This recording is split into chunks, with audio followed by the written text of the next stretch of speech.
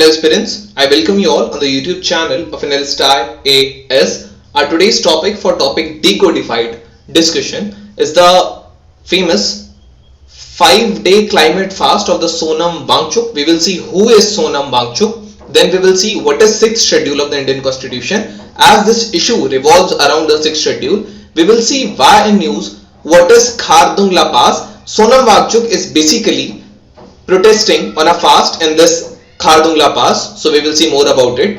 Then we will see what is the issue, what are the challenges faced by the Ladakh. Then we will see about the 6th schedule of the Indian Constitution. After that, we will come to our today's prelims practice question and the mains practice question as well. So we will see why in news. Recently, Sonam Wangchuk, who is the inspiration behind the character of Phungsuk Wangdu in the famous movie of the Three Idiots, held a 5-day climate fast at Khardung. Khardung is a mountain pass in the north of Leh in the Union Territory of Ladakh that has suffered from climate change in the form of receding glaciers and sub-freezing temperatures. So here I have given you the geographical location of the Khardung Pass. This is the Khardung Pass which goes from here, and in this image you can see that the glaciers are receding backwards from this area, from this Ladakh area.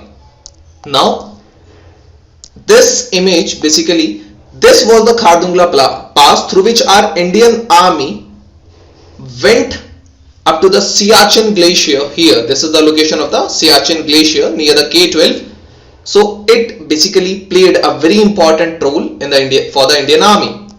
Now what is Khardung pass? Khardung is a mountain pass in the Leh region of the Ladakh's Union Territory which serves as a gateway to Sheok and Nubra valleys and is located in the north of the Leh. Border Road Organization basically oversees it and keep up. The Siachen Glacier, the highest battleground in the world, is accessed by this pass, making it strategically significant to India. It is historically significant since it is located on the main caravan route in the Central Asia from Leh to Nagar. It serves as an entrance to the vitally important Karakoram Pass, which serves as a singular intersection between Pakistan and India. And near this pass you can also see there is Hemis National Park. And here is also the famous Shanti Stupa near this pass. Now what is the issue?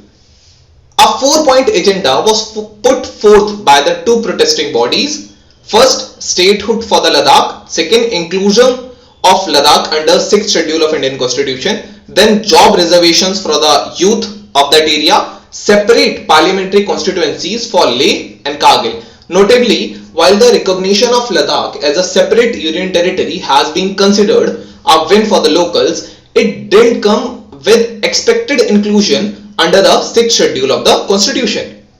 While Ladakh already has Autonomous Hill Development Council with authority to take administrative calls on matters like land, development projects, budget, health, education, environment, employment, roads, etc. These are only executive powers. These are not the legislative powers. These are only executive powers, meaning the councils have jurisdiction over the land, but they can't bring in laws to restrict the land use or transfer. Their powers are restricted to collecting local taxes and allotting and using land entrusted to them by the central government. Now, while the locals are concerned that the hill councils have been reduced to toothless tigers because they cannot make laws, they are just playing an executive roles. The role of bureaucracy has increased in the region. On the other hand, the councils in the 6th schedule area can introduce laws, get funding from the Consolidated Fund of India and enjoy more autonomy. That is why they want to be included in the 6th schedule of the Indian Constitution. Now, what are the challenges faced by the Ladakh? First is the climate change has led to the receding of Ladakh's glacier, which are primary source of fresh water for large river systems like the Indus. A 2022 recent study funded by the Department of Science and Technology, Government of India, revealed that glaciers in the Dras region of Ladakh have thinned by 1.27 meters between 2000 and 2020. According to experts, the increased glacier melt will cause an increased risk of flooding, while in the long term, river flows may decline, leading to reduced hydropower generation, diminished crop yields, and increased sediment deposition on riverbeds downstream. The higher concentration of black carbon and particulate matter as a result of anthropogenic climate change is a major concern in the region, especially with the increased traffic and infrastructure development. According to Mr.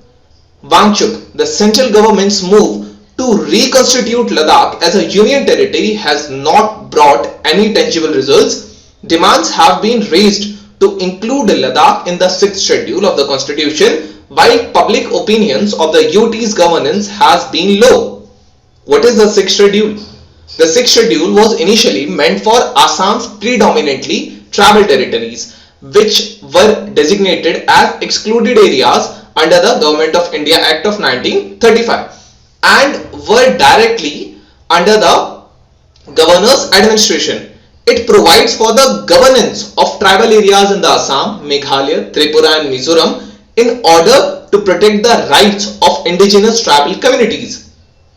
The 6th schedule provides for autonomy in the governance of these areas through autonomous district councils in accordance with Article 244 and 275 of the Indian Constitution.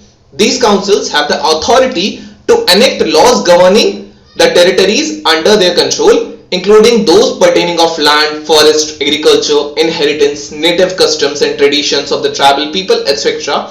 They also have the authority to levy land taxes and a few other types of taxations. According to the 6th schedule, the governor of the state has the authority to choose which area or areas will serve as autonomous district and autonomous regions, as well as to establish new autonomous regions and change their names or territorial boundaries. This is the main reason that Ladakh wants to be included in the 6th schedule of the Indian Constitution. Now we will come to our today's preliminary practice question, that on the planet Earth, most of the fresh water exists as ice caps and glaciers. Out of the remaining fresh water, the largest proportion A is found in atmosphere as moisture in clouds, B is found in fresh water in lakes, C exists as groundwater, D exists as soil moisture. Try to answer it because I will be giving you explanation in the next slide. I hope you all must have answered it. So the answer to this question is, first I'll give you explanation. About 97.5% of the water on Earth surface is salt water. That leaves only 2.5% that is fresh water. Now of that, about 69% is frozen fresh water in the glacier and ice caps and 30% is the groundwater. Only 1% is the surface water which you see in rivers, lake and different kind of oases and all. So the answer to this question is the largest proportion. Basically it exists as the groundwater apart from the ice caps and glaciers. So the answer is C. This was all about today's topic and video. Stay tuned. If you are new to the channel, subscribe so you can get our notifications daily. Have a nice day.